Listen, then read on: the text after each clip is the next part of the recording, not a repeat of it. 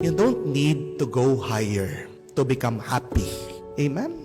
Just be happy and you'll be on high. You don't need to chase being on the top to become joyful, to become content, to become peaceful. But choose to be joyful, content, and peaceful, you will be on the top of the world. Napakaganda din po nitong parable, kwento ng ating Panginoon. Tinuturo niya dito sa kanyang mga disipulo, sa ating lahat, pagsakainan sa kasalan. Huwag kang makikipag-unahan doon sa pinakamagandang posisyon, doon sa gitna, doon sa pinakataas na upuan. Kasi pwede kang ibaba. Pero mag-umpisa ka doon sa baba. Just be happy there. At hayaan mo yung naghanda, siyang magtataas sa iyo. The Lord is reminding us, everything that we need to be happy is in your situation already. You don't need to desire to become higher, but just stay put. Because if you deserve to go higher, the Lord will do everything for you to go on the top. Hindi po ba? Kung karapat-dapat ka na umangat, aangat ka ng Diyos. Kung para sa iyo, yung tumaas ka, itataas ka ng Diyos. But just stay put, manatili ka dyan.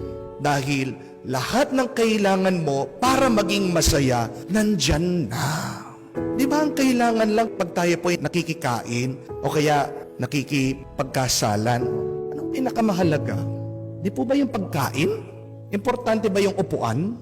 Minsan nga, mas masaya pa dun sa mga tao, sa mga madlang people eh. Di po ba? Kasi kasama mo, makakilala mo yun eh. Pag dun ka sa presidential table, sa special table, hindi mo makakilala yung mga kaupo mo eh. Mga kasama mo dun.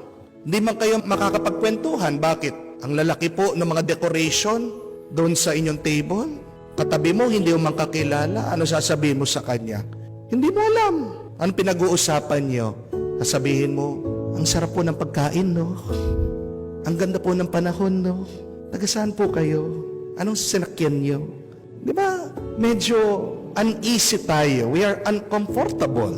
Mas maganda pa nga dun sa kahit na siksikan kayo, kakilala mo sila, kaibigan mo. Masaya ka kumakain. Pag nandun ka sa presidential table, tinitignan ka ng lahat. Hindi ka makasubo ng maayos. Di po ba? Happiness is where you are. Tandaan niyo po. Napakarami po sa atin nag-aasam na pumunta sa abroad. Pero alam niyo po mga foreigner, gusto po dito sa Pilipinas. Opo, mahirap ang buhay dito sa Pilipinas dahil po magtatrabaho ka, pagod na pagod ka, kakaunti lang yung pera, yung sweldo. Pero kung titignan mo, yung tuwa, wala naman sa pera lang eh. Meron pang mga ibang factor na nakakatulong sa ating tuwa. Yung ating pamilya. Nasa abroad ka, sumasweldo ka, limpak-limpak na pera, malayo ka naman sa iyong pamilya. Nababawas din po yung tuwa, yung saya. Minsan yung mga ibang OFW, may pera nga, nakapagpagawa ng bahay, pero dahil lonely, di po natin maiiwasan. Yung mga iba naghahanap ng ibang kasama, nagkaroon ng relasyon. Tanong mo sa kanila, masaya ba talaga ang pamilya nila na nagkaroon ng problema, na nagkaroon ng third party? See? It's not only money that could make us happy. Amen?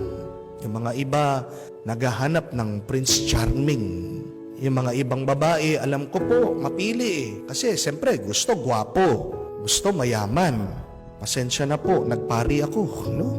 Pero, alam nyo, basta't mabait lang yung lalaki, jackpot ka na. Hindi po ba? Basta't masipag yung lalaki. Hindi po ba malaking grasya na yon? Hinihintay yung gwapo, mayaman. Hindi darating yan. Hindi alam ng mga iba, nandiyan lang sa tabi-tabi, yung tadhana nila, pero ayaw tanggapin kasi kung saan-saan nakatingin. Di po ba?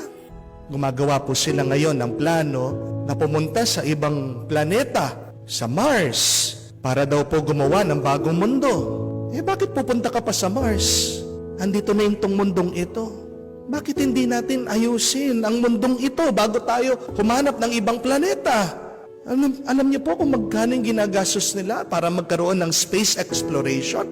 Bilyon-bilyon. Kung ginamit mo yung bilyon-bilyon na pera, tulungan mo yung mga nahihirapan, alam mo yung tao, pag binigyan mo lang siya ng sapat, maayos na yung buhay niya, magiging kapaki-pakinabang siya. makakatulong pa siya sa iba. Bakit merong mga magnanakaw? Bakit merong mga nagda-drugs? Kasi minsan talagang hirap na hirap sila. Bakit ka maghahanap ng ibang planeta kung itong planetang ito hindi pa natin maayos-ayos? So my dear friends, before you try to go higher, please go deeper. Laliman mo muna dyan sa iyong puso, dyan sa iyong kaluluwa, dahil lahat ng kailangan mo para maging masaya, para maging kontento, para maging payapa, nandyan na sa iyo. You only have to open your eyes. Tingnan nyo nga ang Panginoon. Tingnan nyo nga ang Diyos. Nung nagkamali si Adan at si Eva, they became imperfect. Pero tinapon ba niya? Pero sinunog ba niya? Sinira ba niya itong kanyang ginawa? Hindi. Hinayaan niya. Kasi para sa kanya, kahit na nagkamali ang mga taong ito, makakabawi sila. Yes, God has become disappointed with us. But remember, we also make God happy because we are God's beloved. Tingnan niyo ang Diyos, hindi naghahanap ng iba para maging masaya. Kahit na nalulungkot ang Diyos sa ating pagkakasala, pinipili pa rin ng Diyos na maging masaya sa atin. So, stop looking at the top. Stop chasing happiness. But stay put and believe that God has given you everything to be happy. Have faith and open your eyes and your heart. It's already there. And thank the Lord for His blessings, His graces. They are enough. Believe that. Sapat ang grasya ng Diyos araw-araw sa iyong buhay, sa iyong sitwasyon, sa iyong kalagayan para maging masaya ka. Piliin mo lang maging masaya ka at mapupuno ng tuwa, ng galak, at ng liwanag ang iyong buhay. Amen.